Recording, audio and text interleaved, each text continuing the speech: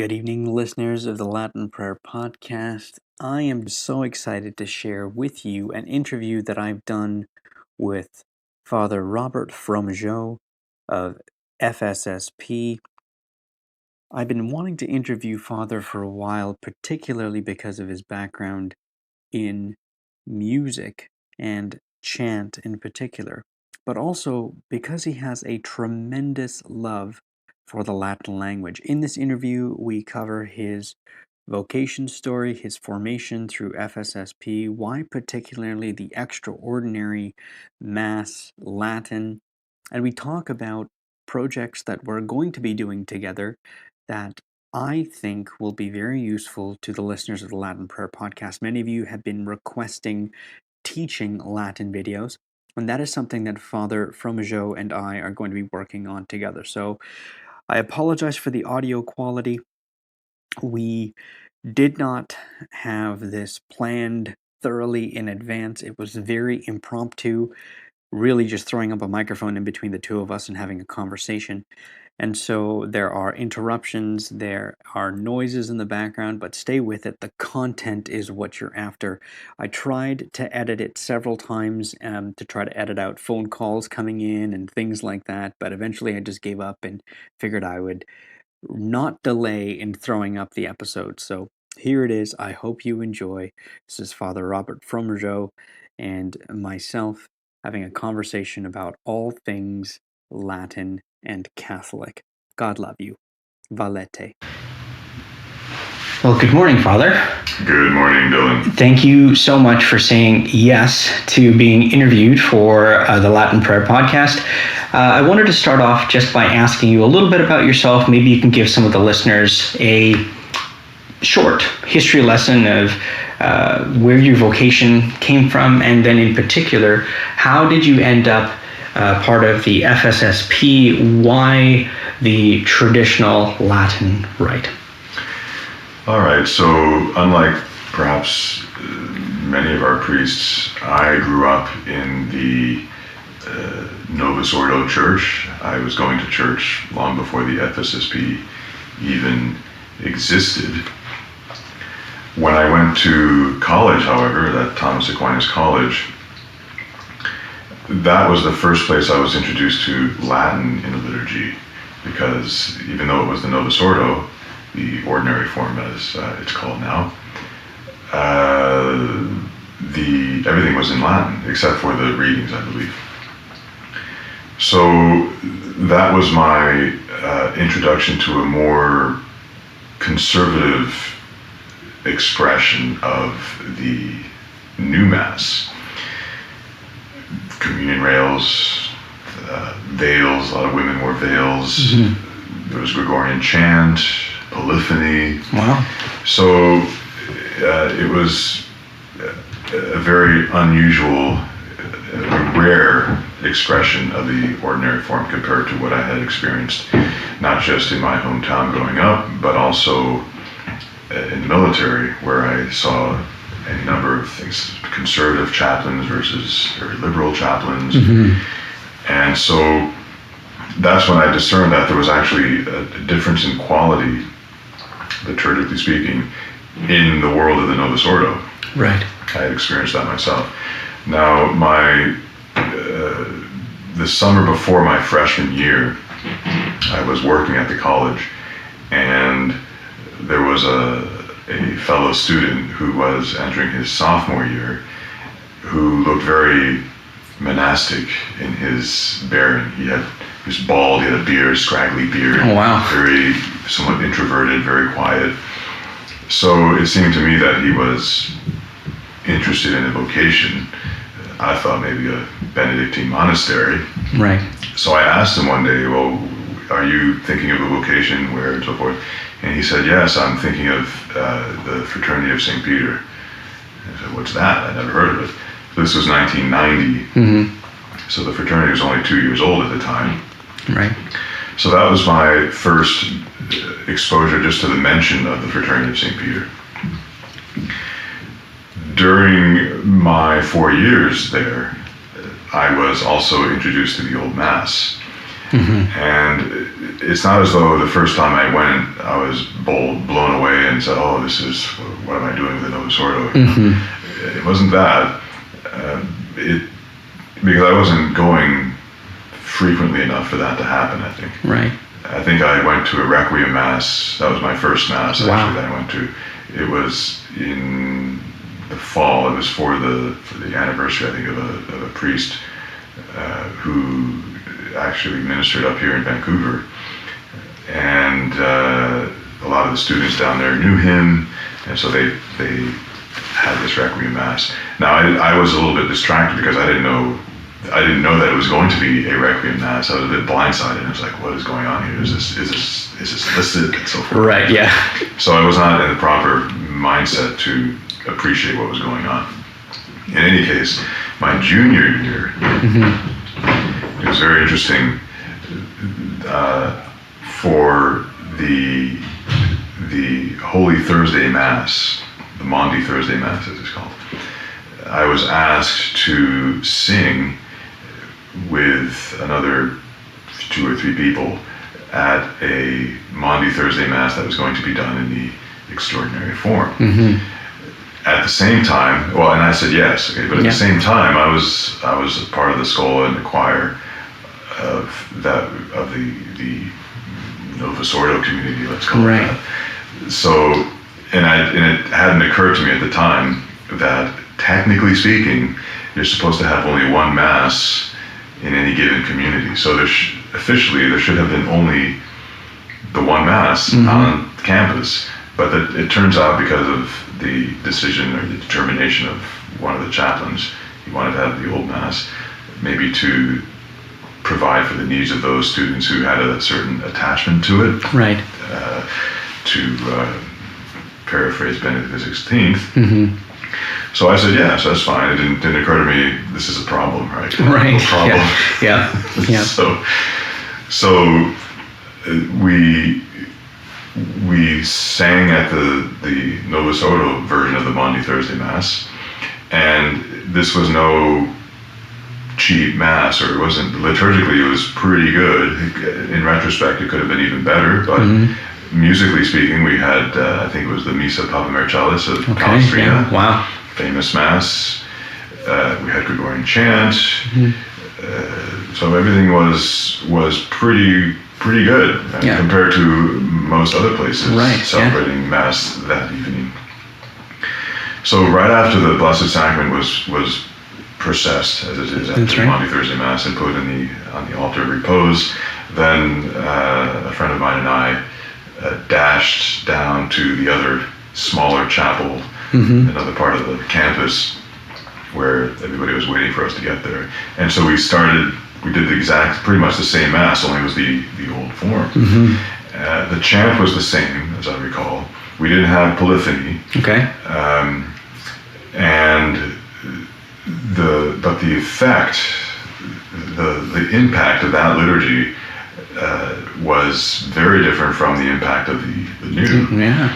And the new, again, what I had just participated in was pretty high level, liturgically speaking. And even though it was just a missa cantata, it wasn't all the stops are being pulled here. It's a missa cantata, relatively simple musically, just Gregorian chant. Both of us, we left there thinking, what just happened? That was so incredible, and the sense of the transcendent was overpowering. So that got me to thinking. At the time, I was contemplating a priestly vocation anyway, but I realized it's not simply a matter of finding a conservative diocese or going to a seminary that will be orthodox. I now had to consider the liturgy, because I knew that if a liturgy existed out there that was permitted, that was qualitatively more dense and had a certain depth to it, that put the focus on the Eucharist so much more powerfully than what I was normally used to, I would not be able to exercise or operate properly as a priest in the Novus Ordo, knowing that liturgy existed. Right? Totally. I was undermining myself. I'd go crazy, especially given the artistic depth of the Old Mass, which I had gradually became aware of. It just so happened that the same chaplain, I think his father had died. Okay. And he wanted to, this was the following semester, and he wanted to have a set of Gregorian masses said for him. And he wanted to do that in the Old Mass. So there's a 30-day period of celebrating Mass with the intention of the deceased in question. So the same friend of mine and I, we would, if we were available, we would just show up and sing the Mass, right? Because we could read chant pretty easily, and we're both musicians, so that wasn't a problem.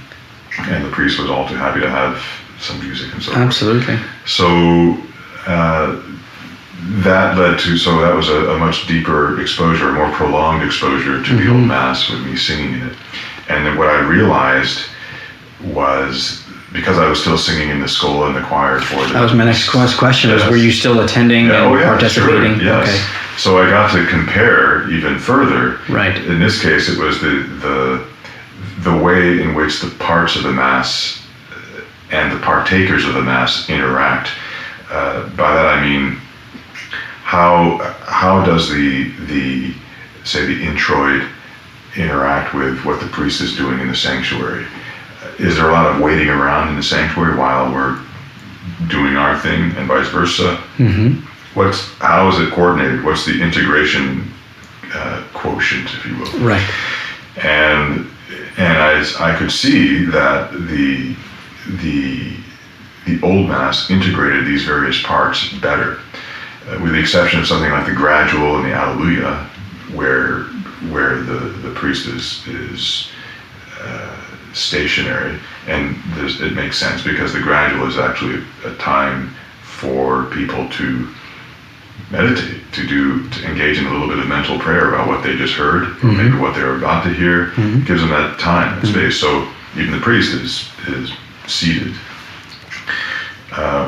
So he's not just waiting. He's if he's savvy, if he's exploiting the liturgy for how it's supposed to be used, he's meditating on the mysteries of the faith, or some detail mentioned in Scripture, or whatever, or maybe about what he's going to preach. Correct. Yeah. Exactly. He may not have prepared. Yeah. So that makes sense. But for example, during the offertory,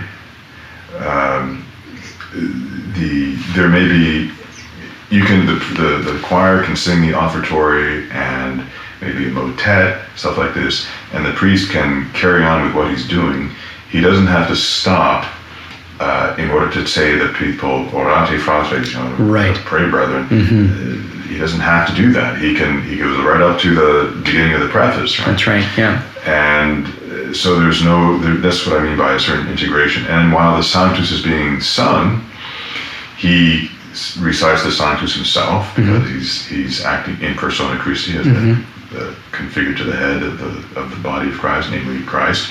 And so since worship is going through the head, he's not just going to ignore that. He too will say it to himself, even if it's being sung at the same time. And he's not going to sing with the choir, because that enables him to carry on with the canon. Yes. And so by the time the Sanctus is finished, if say it's a chanted Sanctus, then he's usually around the Hanc Igitur. That's right. By the time the Sanctus is finished. So this causes things to move along nice and smoothly.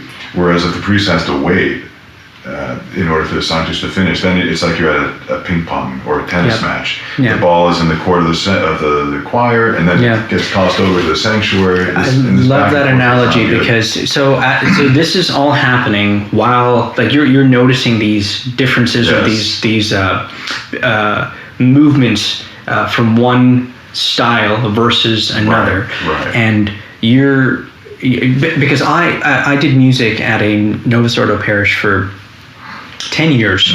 And one of the ways, as I was exiting, one of the hardest things for me to do was to give up that ministry.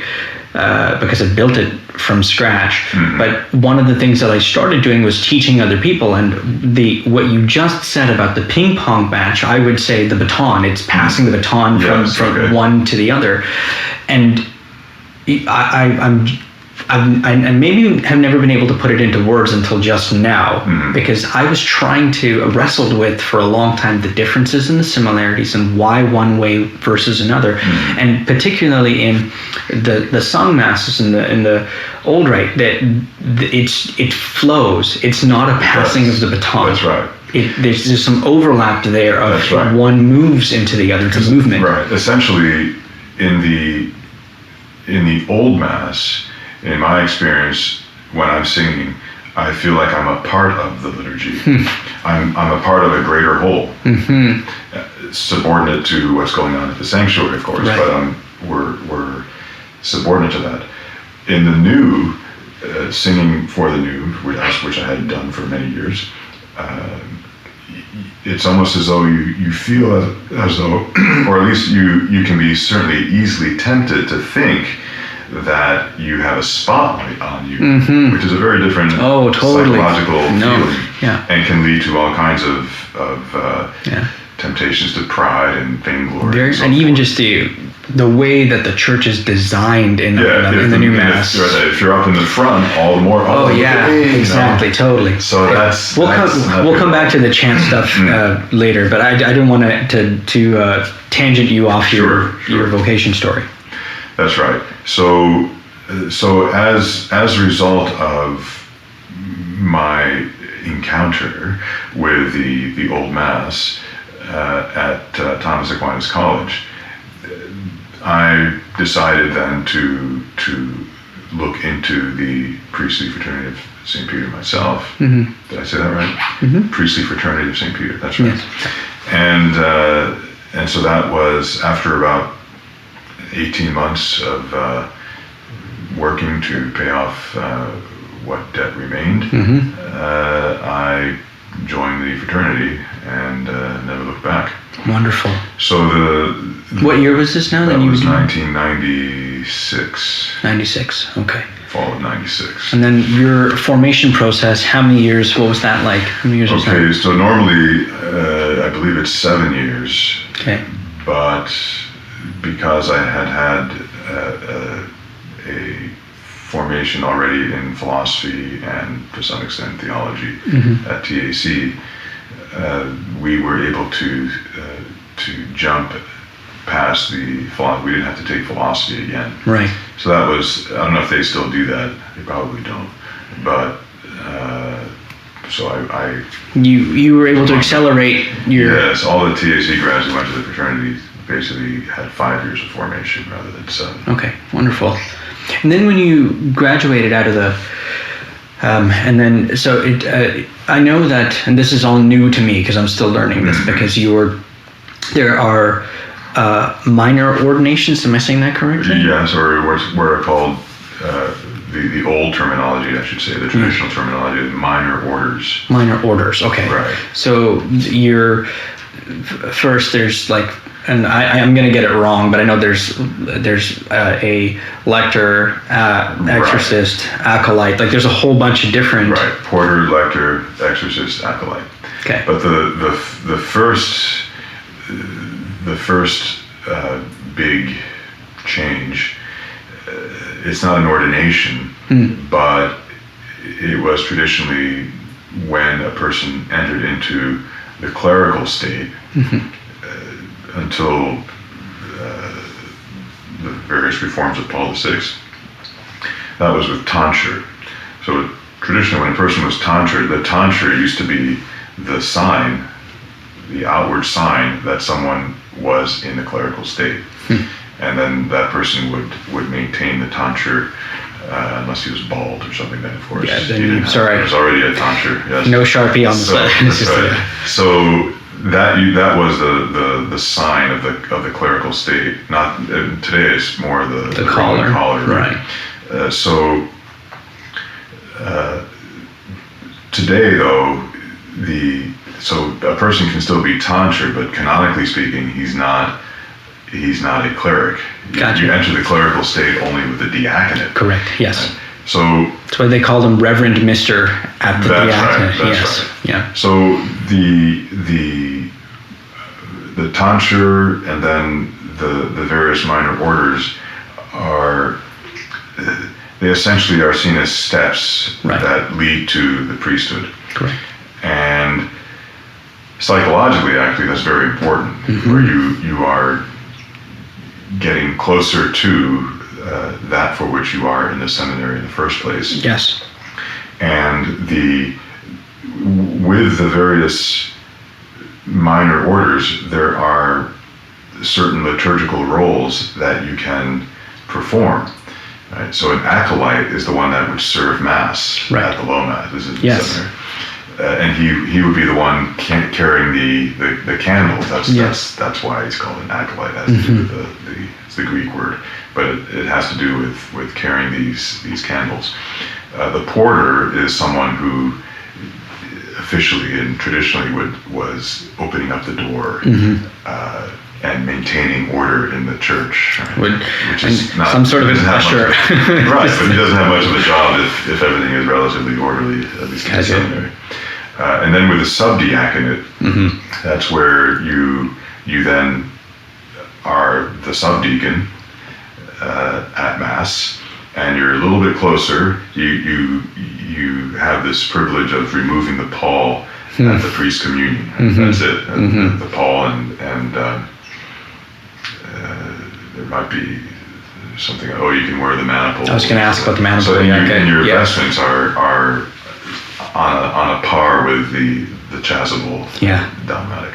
But you have the subdeacon has a tunicle, and then with the diaconate, you're that much closer. That's right. You're like that nice sash and all that. You got the stole. That's right, and you have the authority to preach. Right. You can now liturgically when the priest offers the chalice, the deacon holds it with him. See? So another level, right? Yes. You're closer to the and what that does for the mind of the formation of it's beautiful. It's very psychologically wise to have these steps, so that you're not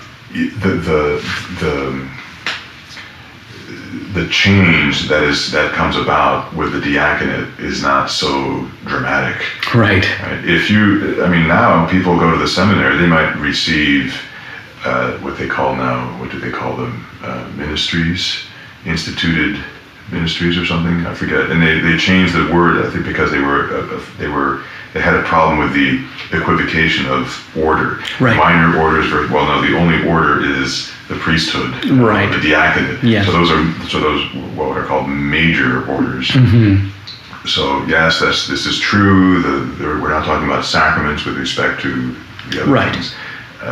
Still, they have a psychological purpose, and they are ordered to the Eucharist. There is a basis in reality for calling them minor orders. Makes so much sense. You are in a certain place, right? Yes. And you're ordered to a certain place. So, and a function. So, I just can't imagine how it feels to go from basically being a layman. In some seminaries, the seminarians don't even wear clerical garb at all until they reach the diaconate. And so with the diaconate, they take vows of chastity. They take, or not vows, but promises. They enter into the celibate state in a very formal way. And other clerics, and then they have to preach and so forth. So they psychologically, it seems that they haven't been able to take advantage of these steps. It's like you have to do there's this one giant step you gotta leap up to this high thing here. There's steps to get up to. And there's a beautiful image of steps with the minor orders. I've seen this in the old manuals or manuscripts. Exactly. So you went through that process. You were, and then would you say that did you know, or did you, looking back, I'm sure, into your development or growing up as in the Novus Ordo, as you were going through seminary now and formation, did you look back at that or look at the world around you at maybe what you were missing or what that you have? Were you aware that this is not how it's done everywhere else? That this is something unique and something special at that stage? Well, when I was in the seminary, as you were going through this formation. Yes, no, I knew very well that what we had, like the minor order stuff like this, this was not typical. Okay. Yeah, I knew that. Okay. And so now I've noticed that your command, sort of switching gears here and turning that off, and by the way, that's phenomenal, beautiful formation story. Where did your, I guess, love or attachment to or attraction to Latin and understanding it or getting a firm grasp of it, where did that begin in this process?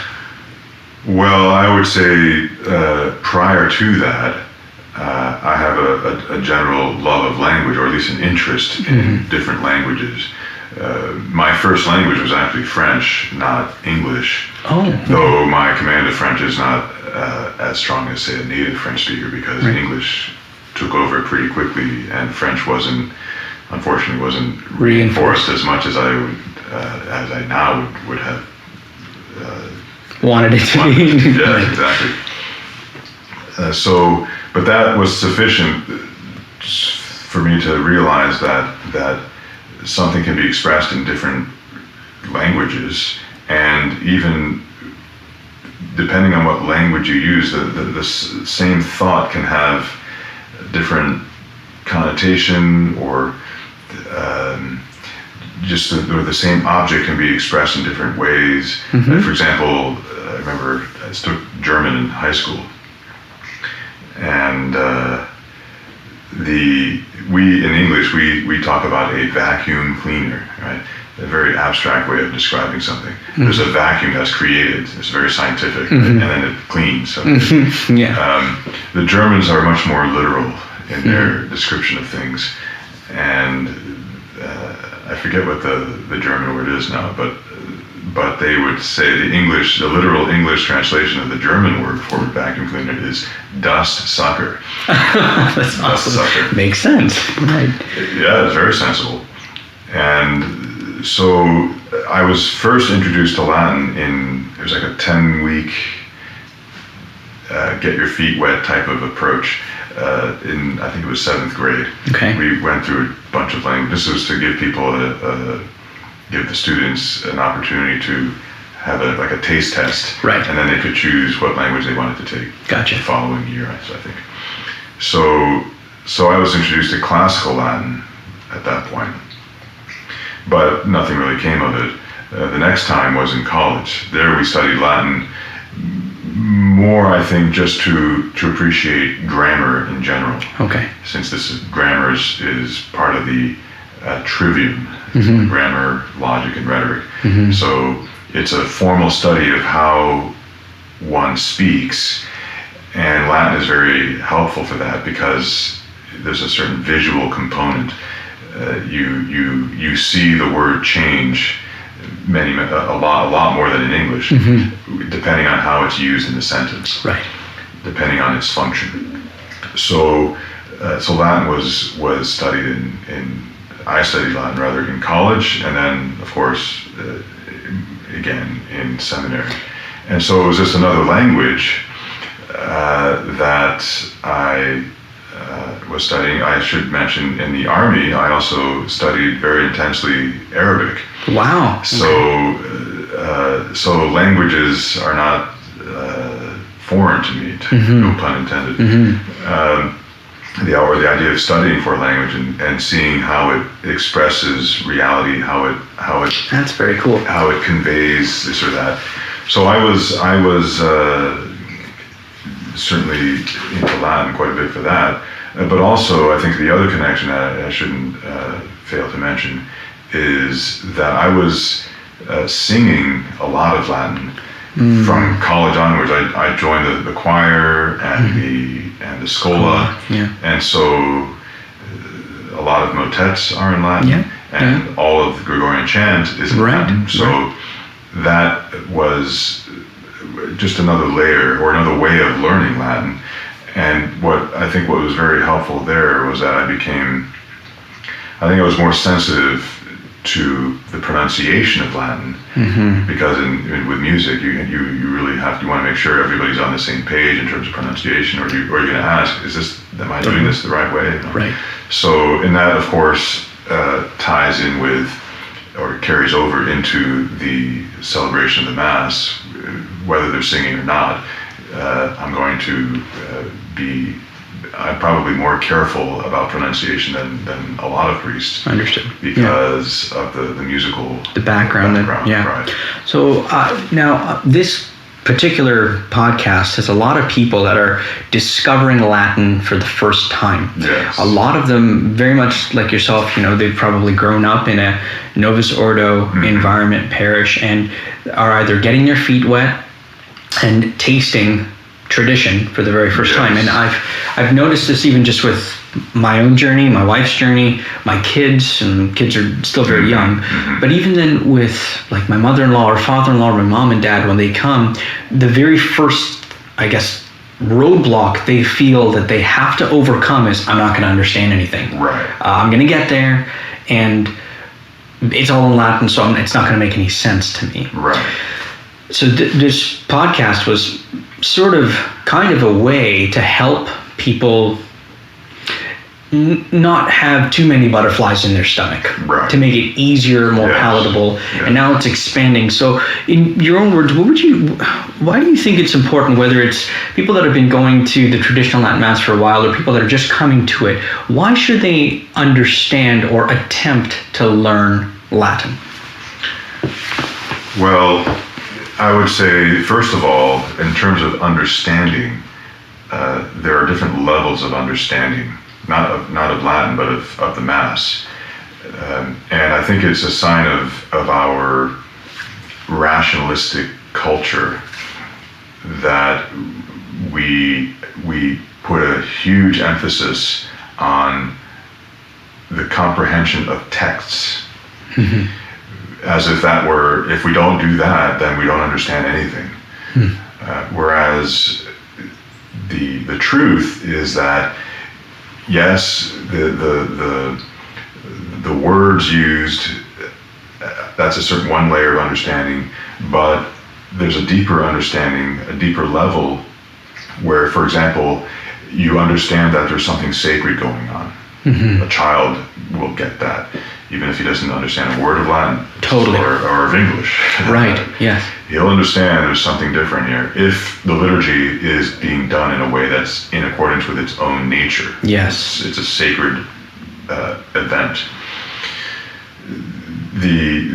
A person, if he's properly catechized, will also grasp very clearly from a well-celebrated Mass that the Eucharist is front and center, that it's a sacrifice, it's not just a community meal.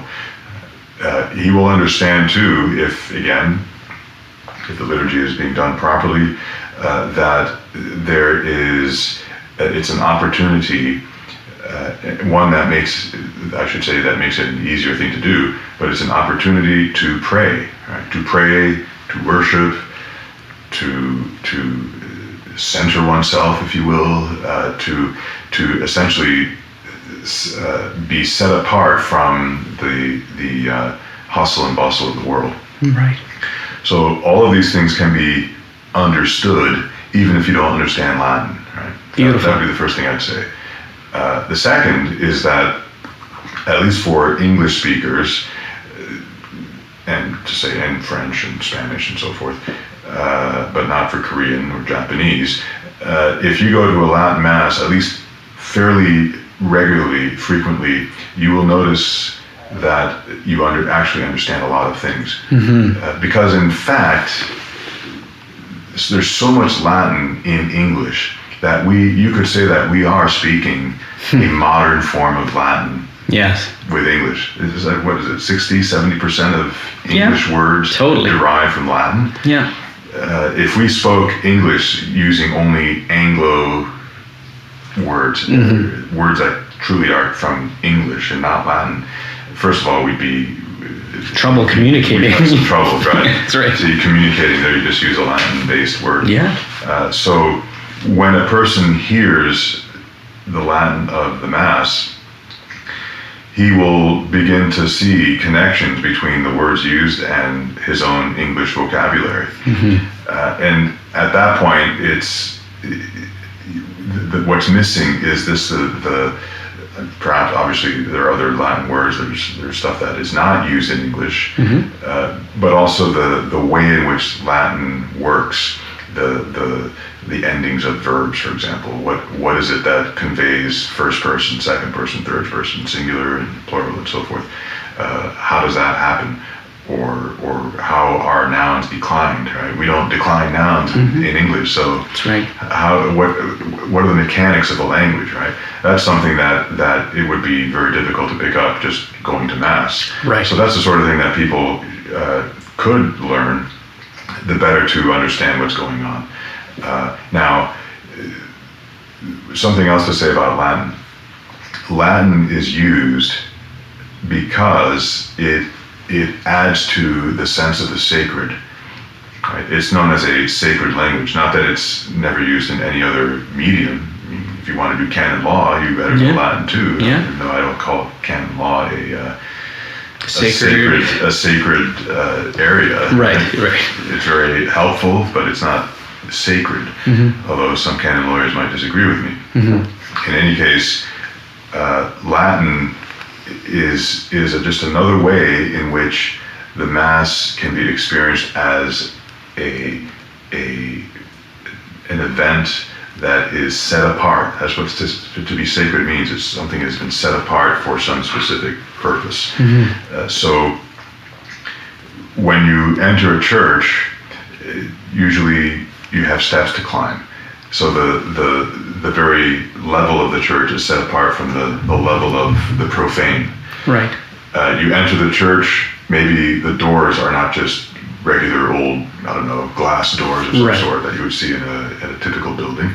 No, they're somewhat ornate. There's something special about them. But everything that's around you is helping to convey the sense of the sacred. The type of music used, and the language that is used. So, and the other thing to consider is that when you hear Mass in Latin, you eventually become aware of the fact that what you are experiencing is what your forebears experienced hundreds of years ago, almost 1,000 years ago, you could say.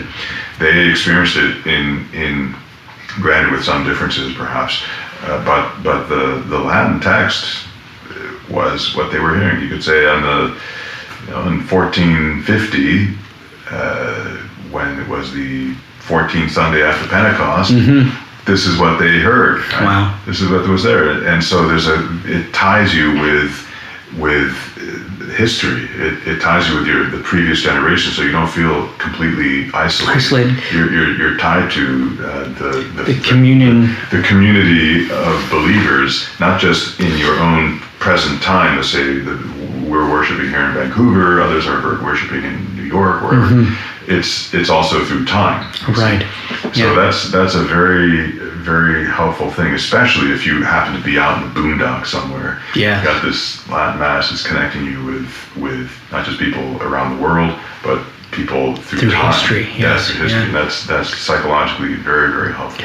One of the things that I heard about Latin, I've known this for a while, but someone reminded me of this, that Latin was one of the three languages that was on the cross with Christ, and that's set apart. That's right. And in order for it to be preserved from profanity, a lot of languages, I believe actually it was Taylor Marshall had done a podcast with Jesse Romero where they were talking about this, but the profanity that's used in a lot of languages today, that to do harm or to do evil, and not that people aren't trying to do that with Latin, but even just in the colloquial carelessness, to be able to take the name of our Lord in vain or things like that. In Latin, you don't find that in its ability, because it's now a dead language. For the most part. I mean, people do speak Latin, and I'm a firm believer in teaching Latin rather, as you would any other language. So we know how it can be pronounced, or actually there are different ways of pronouncing the language, but there's classical Latin and ecclesiastical Latin pronunciation. But we have a good idea.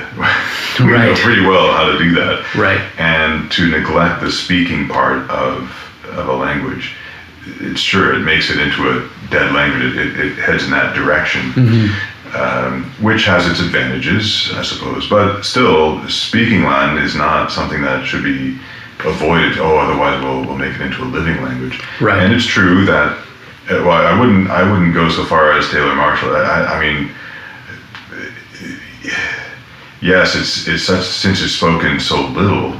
I suppose there's less chance. Who knows how to use profanity in Latin? Oh, right. Yeah, I don't know. But let's not forget that until maybe the 60s, the business was conducted in the Hungarian Parliament in Latin. Everybody spoke Latin. They were very good at it because that was one way of unifying the empire and so forth. There were all these disparate cultures and so forth.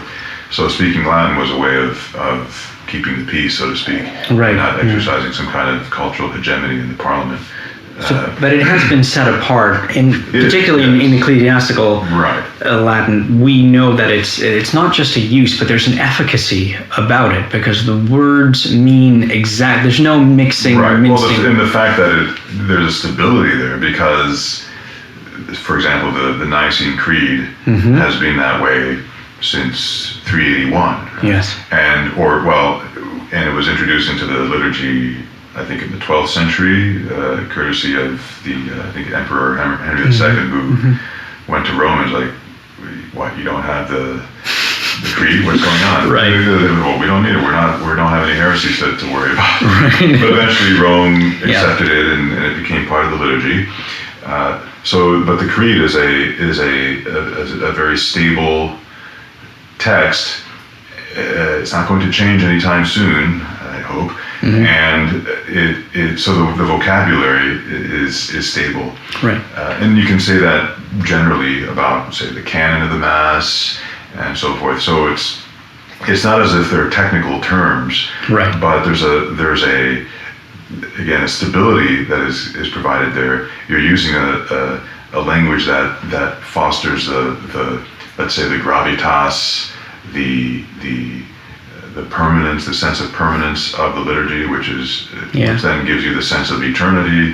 That's very helpful. Whereas if you're using a profane language, which is different from profanity, but the profane is not bad, it's just not set apart. Right. So using a language that is typically used, say, in business, that's the English language, it's the lingua franca. Now, if I can make a pun there. Anyway, it's used in all kinds of different ways, and it's just not a sacred language. It hasn't. If you wanted to make English into a sacred language, it seems you'd have to do what was done with Latin. You'd have to be very careful about what kind of vocabulary you're using, the way in which you're speaking. Are we going to say thou and thee? That might help. Okay, perhaps not. But these would be the kinds of questions that you ask. Right. You're not just going to say, well, let's just bring in the English the way we normally speak. Yes. Unless you're not interested in the sacred, the cultivating a sense of the sacred, then do whatever you want. That's very important. That said, one of the ways in which Latin produces or enhances the sense of the sacred is the fact that it's not well understood. Okay. Right. Now, I think that, it sounded like a veil. It's like, very mysterious. However, I think that the sense of the sacred is not going to be unduly compromised if people go there and understand exactly what is being said, because they have studied Latin. There's nothing wrong with that at all. They're simply using Latin and understanding it in a sacred context, which it still holds even if they understand every word perfectly. So I'm all for understanding Latin, but I don't think it should be the only thing focused on, as if that's the only thing to understand. And if I don't understand the language, then I have a terrible problem here. Yeah. And the other thing that should be appreciated with Latin is that it transcends many, many cultures. And so if you happen to have, and this is very common, if you happen to have a parish where you have a lot of English-speaking people and a lot of Spanish-speaking people, you're going to wind up with essentially two parishes, two worship communities, faith communities, as people say today, based on the different languages. We've seen that happen so many times. It's a big pastoral challenges. Sorry about that. No, that's okay. It's a big pastoral challenge to unite or keep united a parish that is divided according to language. It's okay. Don't worry about it. It'll end up. So that is this is something that Latin overcomes. Yeah, this fracturing within Catholic communities. So some people think the solution is, well, we'll have a mass and we'll have some parts in English and some parts in Spanish, which means that everybody will understand only part of the mass if, let's say, they're not bilingual. Yeah. And that's really I think that's not the solution. The solution is to use a language, let's say, that nobody understands. Then it's equal. Everyone's the same. Nobody feels that there's any kind of cultural imposition being done, cultural imperialism that people like to talk about today. Yeah. And so everyone feels, again, the liturgy has been set apart. It's not part of English culture. It's not part of Spanish culture. It's on its own. It's set apart. Latin does that. Yeah, it's the eternal. And I've appreciated having these conversations with people and encouraging them to attend a Latin Mass. Like with my father-in-law, this one time we were speaking, I said, look, what's happening here really is we're at the foot of the cross. That's what's taking place. What do you do at the foot of the cross? Like, if you just stop and think about this for a second, if you're actually there, there's this puncture hole through time, and now we're here. What's our job? Our job is not necessarily to do anything specific other than to be present and to pray and to... Well, yes, although I would not want to take this analogy too far. Right. Because, as I have heard some argue, the Virgin Mary was our Lord's best disciple. Yes. His mother. And as far as the gospel record is concerned, she didn't say anything at the cross, or at least she didn't say anything that, say, St. John thought was necessary to write in for our salvation so that we might believe. Right. No. So, for all intents and purposes, she's silent at the cross. And then some have argued, well, if that's the model, then we should all be silent at Mass. Right. In fact, then the low Mass is the best Mass. That's the right, I see. Mass. Yeah. And then you go down this another rabbit hole. That's completely bogus, because the normative Mass is actually the solemn Mass, where people have a role to do. They're supposed to sing, unless it's polyphony, they're supposed to sing the ordinary, the Mass, and the responses, the Spiritu Tuo. Yes, that's right. Yes. That's their job, so to speak. That's how one way in which they participate. Now, it's a layer of participation. The other, obviously, is interior, where prayer is supposed to be taking place. Right. Something else to keep in mind is that there are different purposes of the Mass. One is to offer the sacrifice of the Mass in reparation or atonement for sin. Yes. Another is thanksgiving, worship, propitiation, or petition rather, impetration. So I wouldn't say that when you were at the foot of the cross, or if you were at the foot of the cross, like the Virgin Mary wasn't giving thanks to God. Correct. Yes. Perhaps maybe she's okay. I'm giving thanks to God because this is His plan, and my Son is doing this for the salvation of mankind, etc.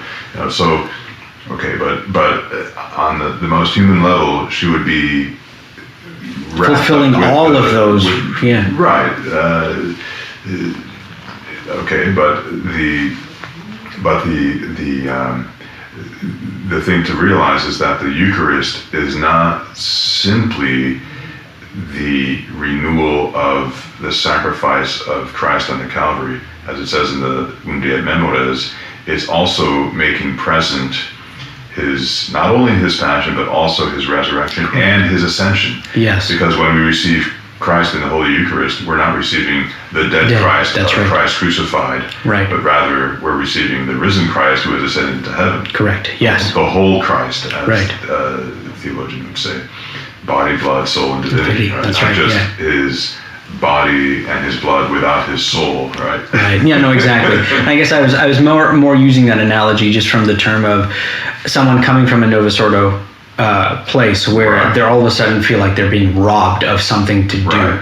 Well, now what I would say to that is that the old Mass is actually very liberating because it enables, let's say that during the canon, yes, the priest is saying the canon silently. There's silence. What do I do? Now, someone coming from the Novus Ordo might be at first a bit discombobulated because he doesn't know what to do.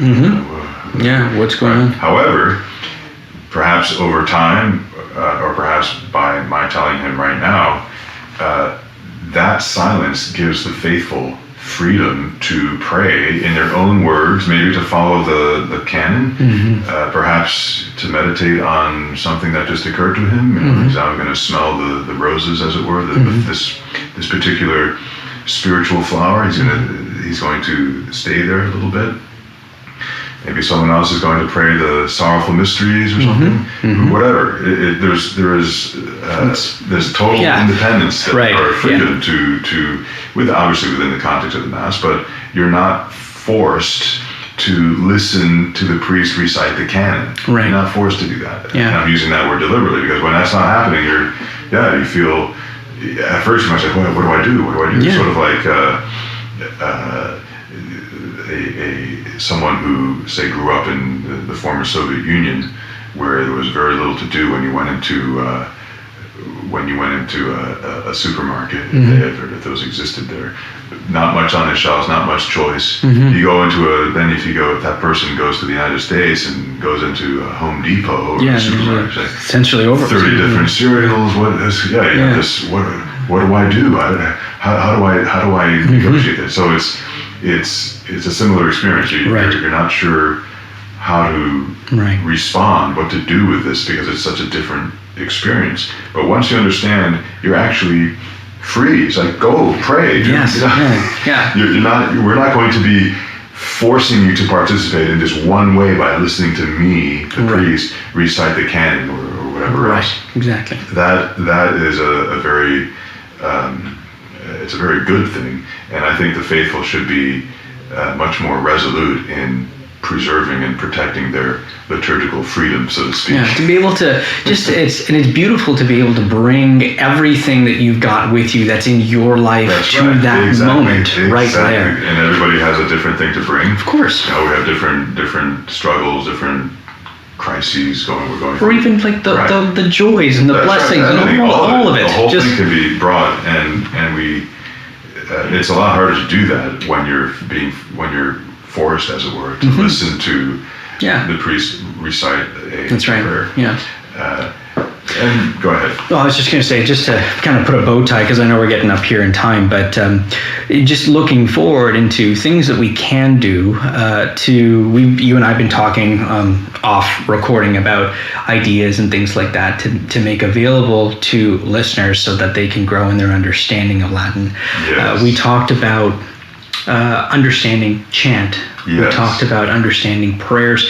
And just as a side note, one of the reasons why I started this podcast was because I heard just taking things into the supernatural into what we can't see, the invisible, that demons absolutely detest Latin because they can't get away with hardly anything. The words mean exactly what. So I started praying the rosary in Latin and taught myself to do it specifically to just have a more efficacious prayer life. But it's just grown so much beyond that. So now to think about returning to tradition and the traditional prayers that are, I mean, we might say them like the Angel of God prayer, but to be able to say that in Latin and to teach your children that in Latin and understanding. Could you talk a little bit about just ideas of, and perhaps things that we might make available, but just ideas to start learning or fostering and understanding, so that when they step into tradition or they begin to taste some of this, they're not overwhelmed or they don't feel like they're lost. Right.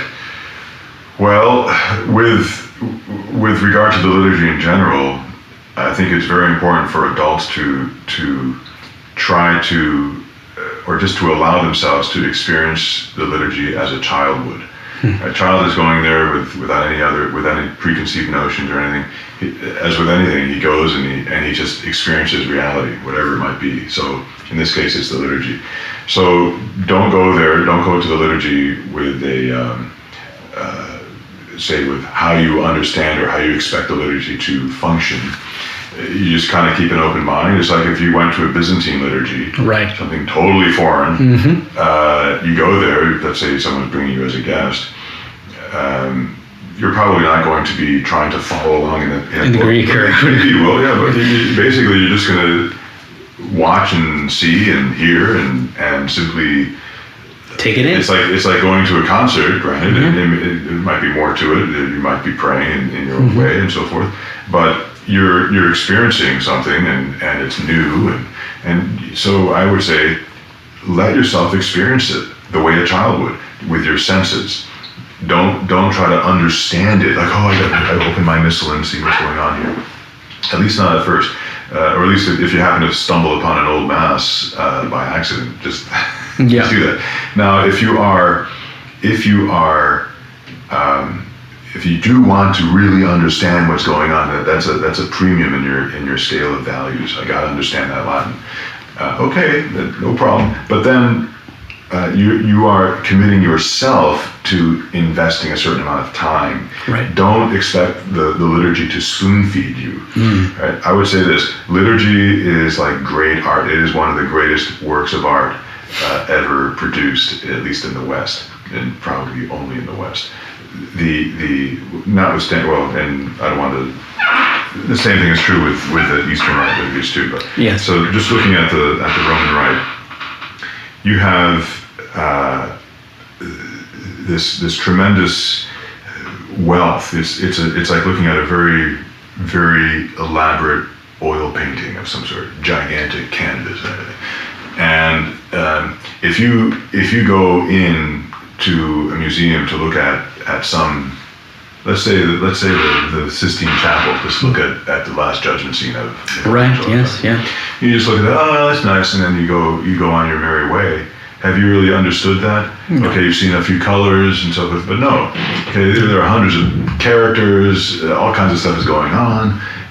You could spend a long time studying that one painting. Yeah, one painting, and another thing to realize is the way that you experience something is going to differ according to your own education.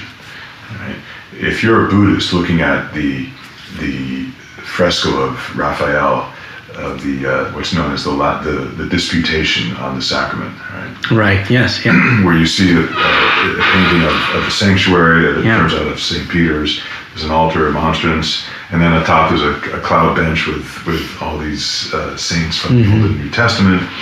All right. So if you're a Catholic looking at that, you're going to pick up a lot of information because you know you're educated as a Catholic, and so you can see stuff that Raphael is doing. Right. If you're a Buddhist, you don't know anything about Christianity, you're going to look at that and say, well, Raphael is obviously a pretty talented painter. You know, he's very balanced. Look at that, it's wonderful. Does he have any idea what it's all about? No. Okay. So in a similar way with liturgy, don't expect and don't demand to know everything there is to know on day one, so that when you celebrate, when you participate in the liturgy, your demand for understanding everything is satisfied. Because no, it's a work of art. It's a great work of art. You need to do a little work. You need to experience it a bit more so that you can understand it gradually, just as you expect the same thing when you look at a Michelangelo fresco or Raphael. Don't expect to understand everything that's there immediately. Right. It's too big, it's too great, too rich for that. Right. Unless you've studied it. Even an art critic has to study something like that Yes, in order totally. to really. He might get much more out of it because of his education, but still, you have to, as it were, meditate, ponder on such works of art. Totally. And the liturgy is the same way. So that has to be just accepted at the very beginning. Don't be disappointed or frustrated if you don't understand it as easily as you think you understand what's going on at the new Mass. I mean, it's amazing how many people don't even understand what the Mass is all about. Totally. Even though everything is in the vernacular. Right, exactly. So, whereas more people understood what the Mass was really about that's right. when it was in Latin. Not because it was in Latin, but because they had certain catechesis, I Correct, suppose, yes. before that. So it's a lifelong process. I mean, the liturgy is meant to be the basis of your life, of your Christian worship, of prayer, and so forth. So it should be rich. It should be solid. It should be something that you can sink your teeth into. It's not something that's, oh, here we go again. It's the same thing. Yeah. And it's really a mark of genius that you have a certain repetition in the liturgy, and yet it doesn't get boring. Right. It's like listening to a great piece of music. Right? Yeah. It doesn't get boring. Yeah. In fact, you'll probably pick things out that you didn't hear the first time. That's right. Exactly. So this is how I would say the faithful should be. Let's say, have the humility to appreciate that what they are getting into is bigger than they are. And it requires a certain effort on their part, but it's an effort that will be rewarded. It's like, again, going to the opera. If you pay good money to get a seat at the opera, and you want to watch, I don't know, Marriage of Figaro by Mozart, I suppose you could just pay and then just go and say, oh, this is nice. But usually what people do, especially if they pay a lot of money to go there, they're going to study that opera. Totally. They're going to know who's playing, who are the singers, what's the libretto, what's the plot, what's going on. Right? So that when they go in there, even though it's in Italian, they have studied it well enough where they understand exactly what's going on. Of course, they're usually the translation provided, but still, they get it. And if they're really fanatic, they're going to learn Italian. That's right. Yeah, they're going to go overboard. But they do some preliminary work so that they have what's called learned perceptivity. They perceive as those who are learned.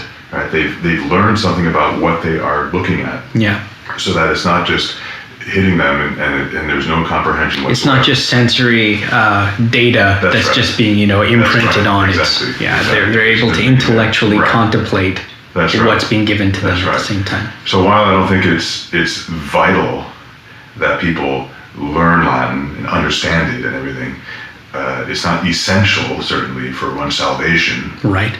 Still, there are many people who do, and there's nothing wrong with learning a language, and there's certainly nothing wrong with understanding that layer of the liturgy. Right.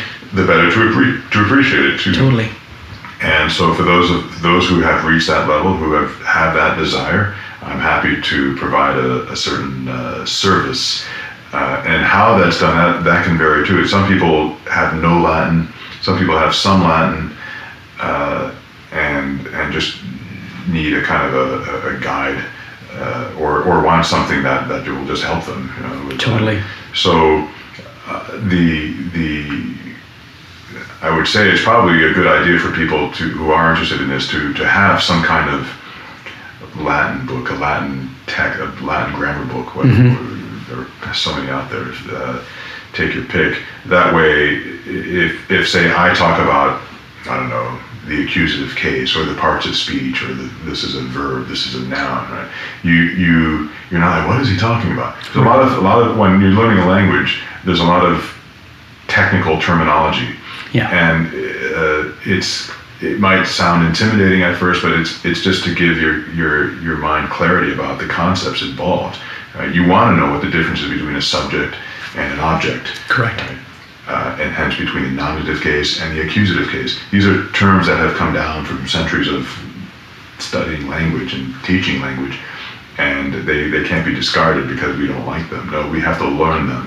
Yeah. There's no way. This is going to help you actually in the long run. So unfortunately, grammar is not a very strong subject in most people's education, and so there might be a learning curve even in one's own language. But it's helpful. It's very, very helpful to learn a language to know these terms. It's almost, in fact, I would say it's essential.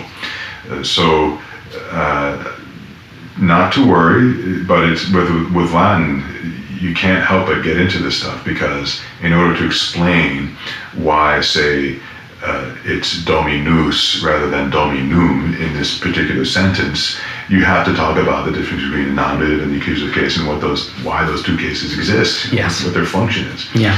And so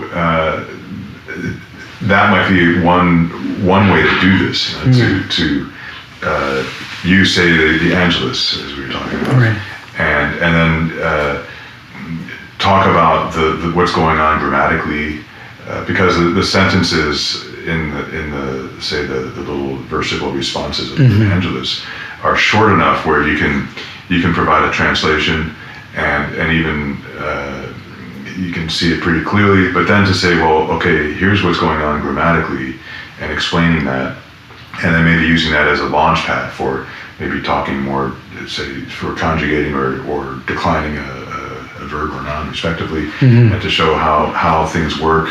Right. That might be very, very helpful. Fantastic. So we'll see how things go, and I'm sure you'll be able to see from your podcast statistics whether there's good feedback and good liking. Picking up on it. Right? Absolutely. No, that's fantastic. Well, I do want to wrap this up because I know we've been here now more than an hour, and it's been very informative and a joy to just talk to you about all of this. But would you mind maybe just finishing us off with a prayer, and then we'll say goodbye. Well, why don't we pray the Ave Maria, and then I'll impart a priestly blessing. In nomine Patris et Spiritus Sancti. Amen. Ave Maria, gratia plena, Dominus tecum, benedicta tu in mulieribus, benedictus fructus ventris tui, Iesus. Sancta Maria, Mater Dei, ora pro nobis peccatoribus nunc et in hora mortis nostrae. Amen. Benedictio Dei omnipotentis, Patris et Filii et Spiritus Sancti, descendat super vos et maniat semper. Amen. Very good. In nomine Patris et Spiritus Sancti. Amen. Well, there you have it, folks. I hope you enjoyed that episode as much as I did. What's going to be coming next is actually from Father Fromageot himself. He has recorded the altar server responses at low Mass, and since I've been learning how to serve at low Mass, I've discovered that there's something magnificent and beautiful. If you don't know what the Latin is saying, you need to look at it, you need to understand it. And Father teaches it to you in a very, very digestible format with the English corresponding to it. I will put up all of the text in the show notes so that you'll be able to follow along. I know you're going to love this next episode. So until then, God love you. Valete. God bless.